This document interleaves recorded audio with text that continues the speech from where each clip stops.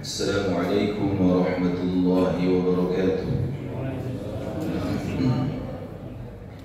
Alhamdulillahi rabbil alamin. Wassalatu wassalamu ala asyrafil anbiya'i wa imamil mursalin, nabiyyina Muhammadin wa ala alihi wa ashabihi ajma'in, amma ba'd.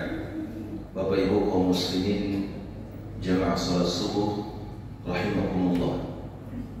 Setelah kita bersyukur pada Allah Subhanahu wa taala dan memperbanyak salawat kepada Nabi kita Muhammad sallallahu alaihi wasallam, hari ini di hari Jumat, hari pertama Jumat di bulan Ramadan. Jemaah sekalian, saya ingin ingatkan di awal ceramah saya ini terkait dengan sambutan Allah Subhanahu wa taala di bulan Ramadan.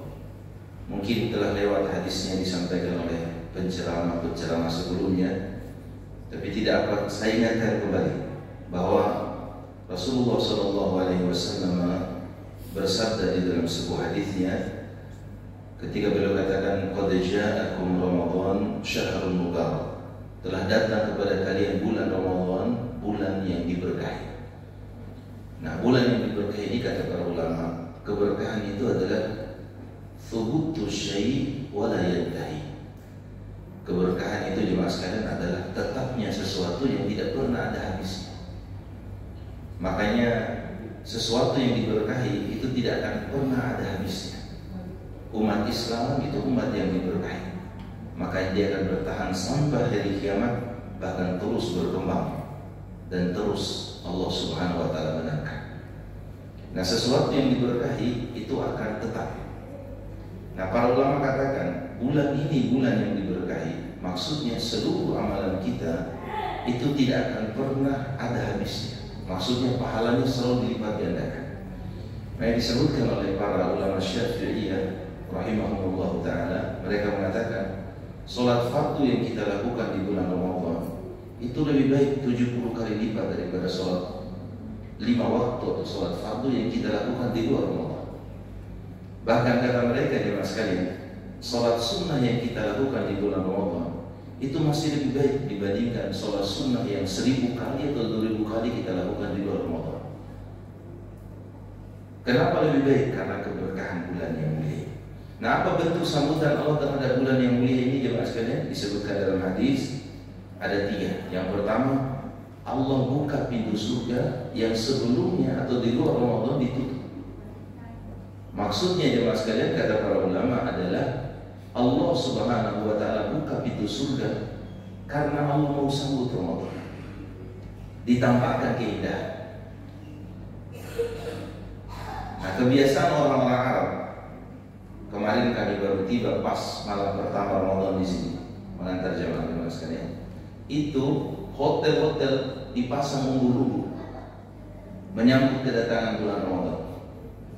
Di masjid-masjid itu luar biasa, dibersihkan dan seterusnya, dan disediakan setiap hari minimal 1 juta peks di Masjid Nabawi disiapkan, ya mas sekalian. Itu kayak semacam perlengkapan untuk buka puasa jemaah.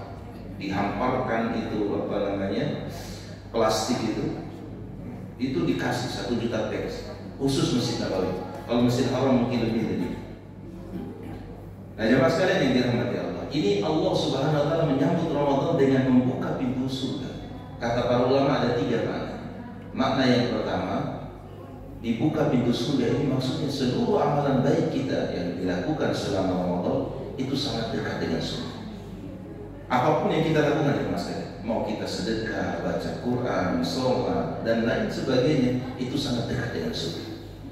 Makna yang kedua, kata para ulama, adalah Allah Subhanahu wa taala menjanjikan surga dengan puasa dan seluruh kegiatan-kegiatan yang kita lakukan selama Ramadan.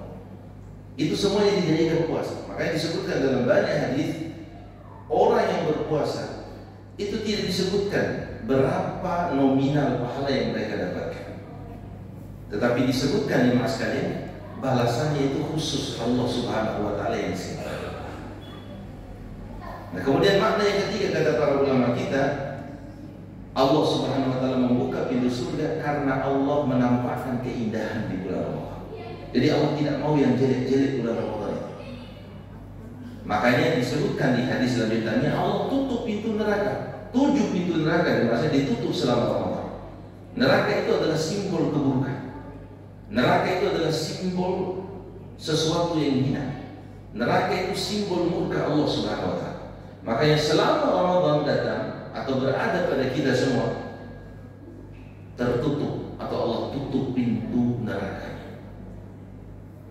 Apa maknanya? Allah Subhanahu wa Ta'ala tidak mau ada keburukan di bulan ini. Allah Subhanahu wa Ta'ala tidak mau kita semua meninggalkan kebaikan yang sangat besar yang Allah janjikan di bulan yang mulia ini. Nah, karena itu Bapak jemaah sekalian yang dirahmati Allah Subhanahu wa Ta'ala, sangat rugi bila kita tidak menyambut Ramadan ini dengan hal-hal yang sempurna, yang baik. Maksudnya sempurna itu Bapak jemaah sekalian, kita paksakan diri kita beribadah. Karena Ramadan biar berulang kali masuk dan kita jumpai, itu tidak ada manfaatnya kalau kita tidak beribadah dan melakukan ketaatan kepada Allah Subhanahu wa Ta'ala. Maka yang disebutkan dalam hadis, Rasulullah sallallahu alaihi wasallam bersabda, "Raghima anf." Celaka seseorang. Raghima anf, thumma raghima anf. Celaka. 3 kali disebutkan celaka. Kenapa? Adrakathu Ramadan. Dalam ayat ini disebut dakhala alaihi Ramadan. Masuk bulan Ramadan, dia temui, dia jumpai ke bulan Ramadan. Fansalakha. Ramadan pergi meninggalkannya, walam yughfar lah.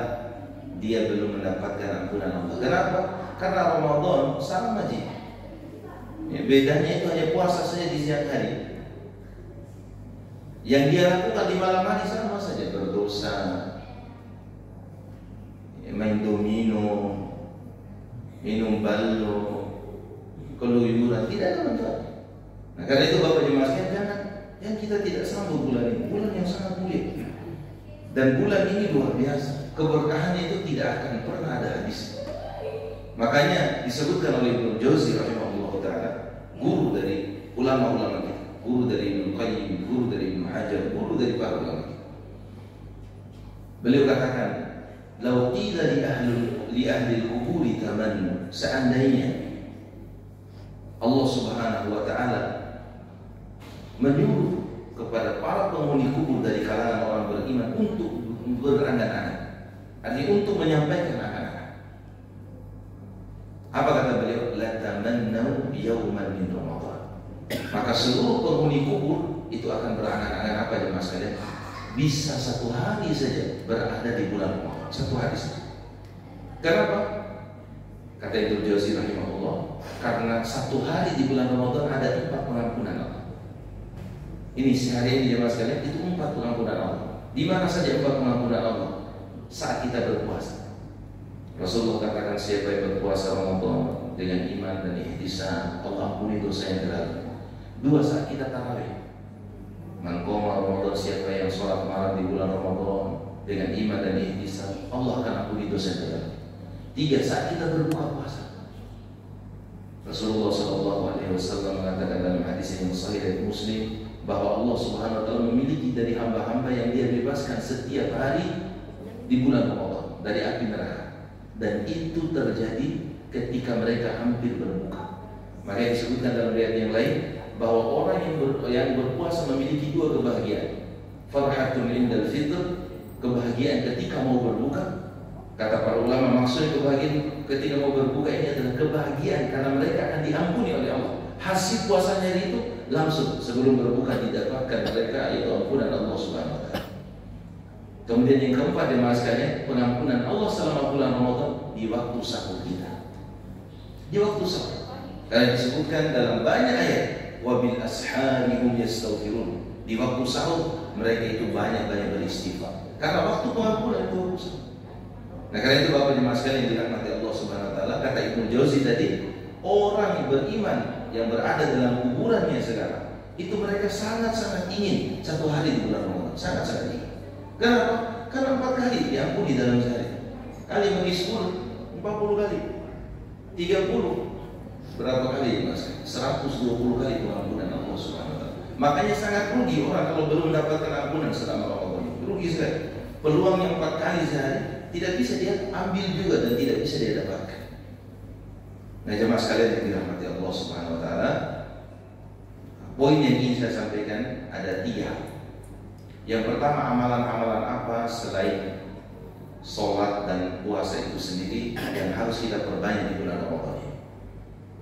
Yang pertama Bapak jemaah sekalian adalah sebuah ayat di dalam surah Al-Furqan, surah ke-25,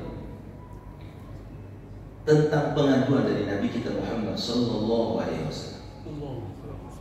Rasulullah itu pernah mengadu kepada Allah tentang kita, umat. Diadu. Maksudnya diadu ini Rasulullah Sallallahu Alaihi Wasallam curhat kepada Allah tentang sesuatu yang beliau sangat sayangkan dari umatnya. Apa itu jemaah sekalian? Allah Subhanahu Wa Taala berfirman di surah Furqan, wa qala Rasul, ya Rabbi, inna qaumi ittakhadhu hadzal Qur'ana mahjura. Dan Nabi kita Muhammad Sallallahu Alaihi Wasallam mengadu kepada Allah, ya Rabbi, wahai Tuhan, inna qaumi ittakhadhu hadzal Qur'ana mahjura. Sesungguhnya kaumku, umatku, kita semuanya, ittakhadhu hadzal Qur'ana mahjura. Mereka menjadikan Al-Quran ini sesuatu yang ditinggalkan. Jemaah sekalian, di dalam perjalanan hidup Nabi SAW, beliau itu tidak pernah mengadukan kita. Bahkan beliau SAW selalu memaafkan kita. Kita kan semua pernah dengar kisah beliau dakwah di Taif. Pernah Bapak ya? Hijrah pertama kan hijrah ke Taif. Hijrah karena beliau sedih sekali, karena saat itu meninggal, Masya Allah, orang-orang yang beliau cintai, dari istrinya, dari pamannya, Masya Allah. Makanya beliau pergi ke Taif, karena tidak ada perlindungan yang kuat yang beliau dapatkan selama di Quraisy di Mekah. Nah singkatnya jemaah sekalian, ke Taif, rupanya di Taif dilempari lagi beliau sallallahu alaihi wasallam. Kisah yang kita maklum, beliau tersiksa di Taif. Datang malaikat menawarkan bantuan siksaan kepada penduduk Taif. Wahai Muhammad, singkatnya, kasih tahu saya, mau nggak saya jadikan gunung sana dan gunung sana itu ditabrakkan supaya hancur semua itu? Apa kata Nabi Muhammad? Ya, Allahumma ufir li qaumi fa innahum la ya'lamun. Kata beliau, ya Allah ampuni kaum karena mereka tidak tahu. Itu jadi beliau itu luar biasa, besar sekali hati, memaafkan sekali. Namun jemaah sekalian, untuk satu hal beliau mengatakan kita kepada Allah. Apa itu? Yaitu Quran yang kita tinggalkan. Tidak pernah kita baca Quran, atau kita baca momen-momennya saja. Nah sama di bulan Ramadan, sudah datang bulan Ramadan, ya paling banyak dia nonton drakor misalnya, ya, untuk perempuan. Apalagi kalau bapak-bapak suka nonton drama Korea. Apalagi dia suka nonton sesuatu yang tidak bermanfaat, bahkan naudzubillah, sesuatu yang mengandung dosa dan kemaksiatan. Jadi jemaah sekalian, di luar Ramadan saja Rasul mengadukan kita tentang jaraknya kita lihat Quran. Apalagi bulan Ramadan, bulan Quran, bulan permulaan Al-Quran diturunkannya di bulan Ramadan. Al-Quran pertama kali itu diturunkan di masa itu di bulan Ramadan, ketika Nabi SAW pergi ke Jabal Nur yang ada gua Hiranya itu, ya, beliau SAW sering ibadah di gua Hira, di Jabal Nur. Sekarang Jabal Nur itu sudah ada museumnya, dan insya Allah mereka sedang membangun kereta gantung supaya tidak capek lagi jamaah itu untuk naik. 10 tahun kemudian kata insya Allah sudah ada kereta gantung yang langsung bisa naik ke Jabal Nur di Gua Hira, tempat pertama kali Al-Quran diturunkan. Kapan itu? Ya di bulan Ramadan. Nah bulan ini Bapak jemaah identik dengan Quran. Makanya para ulama kita itu jarang sekali bicara sama orang bulan Ramadan. Kenapa? Untuk fokus baca Quran. Bahkan ada di antara ulama kita, Usama bin Quhaim rahimahullah ta'ala, sejak bulan Sya'ban beliau tutup semua toko-tokonya sampai selesai Ramadan. Jadi bulan Sya'ban sudah mulai memang beliau baca Quran terus sampai selesai Ramadan. Nah, kenapa demikian jemaah sekalian? Karena mereka tidak mau disibukkan dengan hal yang lain. Nabi SAW Ramadan itu meningkatkan 3 kali lipat bacaan Quran. Imam Syafi'i, imam kita semua, beliau setiap hari 2 kali khatam Quran di bulan Ramadan. Nah, kemarin jemaah sekalian, saya sholat asar di Masjidil Haram. Ada banyak orang Yaman, dari Yaman dan dari negara-negara tetangga Yaman kayak Oman, Libya dan selainnya. Itu duduk kelompok di emperan-emperan Masjidil Haram itu. Sudah tua-tua ya, umurnya kurang lebih 60-an tahun gitu. Tua-tua. Saya tanya, min aina? Dari mana kalian? Yamani?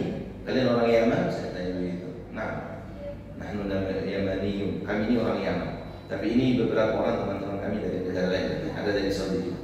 Orang-orang tua ya, masih sudah putih-putih jenggotnya. Saya tanya, oh bukan tinggal di sini? Lastum Saudi, bukan orang Saudi kan yang di sini? Bukan, kami orang Yaman. Untuk apa di sini? Di sebelum Ramadan itu kita bicara. Kami di sini untuk khusus ibadah baca Quran baik-baik. Saya tanya apa pekerjaan di sana? Beliau tidak jawab. Ya, pokoknya kami orang penting di negara kami katanya. Maksudnya firasat saya, mereka ini para qudwat, qadhi, hakim-hakim, orang yang suka memberikan pelayanan dan seterusnya. Jadi singkatnya jemaah sekalian, mereka datang ke Masjid untuk fokus bisa beribadah kepada Allah SWT, terutama baca Quran. Saya lihat itu baca Qurannya, masya Allah. Dia baca itu tidak suara, maksudnya suaranya itu gini. Baca, luar biasa cepat sekali. Saya duduk 20 menit sudah selesai 1 juz bacaannya. Cepat sekali baca. Dan target mereka setiap hari khatam. 1 kali 1 hari khatam. Nah, kira-kira kita ini sudah 5 hari, 4 hari ini lewat berapa juz kita baca Bapak-bapak? Ya, saya sudah 3 juz mangga, juz yang bagaimana caranya ini Mas? Jadi kita ini mau sekali masuk surga, cuma amalan kita kadang-kadang seperti Abu Lahab. Ya, kalau Abu Lahab itu jadi sewarung di tentara sana Abu Lahab, P akhirnya itu enak di situ. Tapi kalau Abu Lahab, ba akhirnya itu musuh Rasulullah itu. Nah, gitu. Jadi jemaah sekalian yang dirahmati Allah, maksudnya Quran ini betul-betul kita harus perhatikan, terutama di bulan Ramadan. Makanya bapak-bapak, perhatikan 3 hal ini. Kalau mau sukses baca Quran di bulan Ramadan, itu bangun dengan 3 hal ini. Yang pertama, pasang target. Pasang target. Setiap hari berapa kita membaca? Ustadz, saya ini belum tahu baca Quran. Baik, kita tidak berbicara belum tahu. Yang paling utama itu jemaah sekalian, perjuangannya. Jadi tidak ada masalah yang pertama itu baca dari huruf Latin. Sebenarnya sekarang dengan kecanggihan media sekarang, itu bukan lagi hal yang menghalangi kita sebenarnya. Sekarang itu sudah banyak sekali alternatif yang memudahkan kita bisa baca Quran. Cuman kadang-kadang malas kita itulah yang menjadi alasan. Jadi saya belum bisa baca Quran, saya agak ini dan seterusnya. Jadi bukan lagi itu alasan ya Mas. Ini luar biasa. Saya punya tetangga, beliau ini malu sekali kalau belajar sama orang. Akhirnya dia beli Quran yang ada pennya itu. Kan kalau Quran ada pennya, dia kasih begini, baca lagi satu. Dia akhirnya mulai dia dengar baca. Sekarang sudah lancar sekali bacaannya, Masya Allah. Nah, itu kalau ada kemauan. Kalau orang tidak ada kemauannya, dia disuruh nggak mau pun. Nah, karena itu Bapak Ibu sekalian, nah itu pasangi target. Harus niat jihad bersungguh-sungguh baca Quran. Kalau bisa setiap hari targetkan 1 juz 1 hari. Itu minimalnya. Targetkan. Dan perlu kita ketahui, baca Quran 1 juz itu, saya hitung-hitung, kalau orang lancar baca Qurannya, itu paling 30 sampai 40 menit 1 juz. Dan itu bapak-bapak tidak perlu sekali duduk 40 menit itu. Tidak perlu sekali duduk. Cicil-cicil saja, tak 10 menit, selesai lagi, pergi lagi, jalan-jalan. Nanti lagi 10 menit, Masya Allah. Atau 5 menit, cicil-cicil lagi. Atau sedikit-sedikit, tak 1 lembar, selesai lagi. Sebentar lagi bangun 1 lembar, begitu terus. Artinya pasang target minimal 1 juz 1 hari. Nah, kalau bisa lebih dari itu. Apalagi biasanya penduduk negara kita ini hari-hari pertama sangat semangat baca Quran. Nah, kalau lagi semangat begitu, pasti target 5 juz, 10 juz ke satu hari. Mumpung lagi semangat. Karena banyak cerita Bapak Jemaah sekalian. 1 juz 1 hari istiqomah sampai hari ke-15. Hari ke-16 mulai berkurang. Nah, insya Allah besok saya tambah 5. Saya tutupi kekurangan.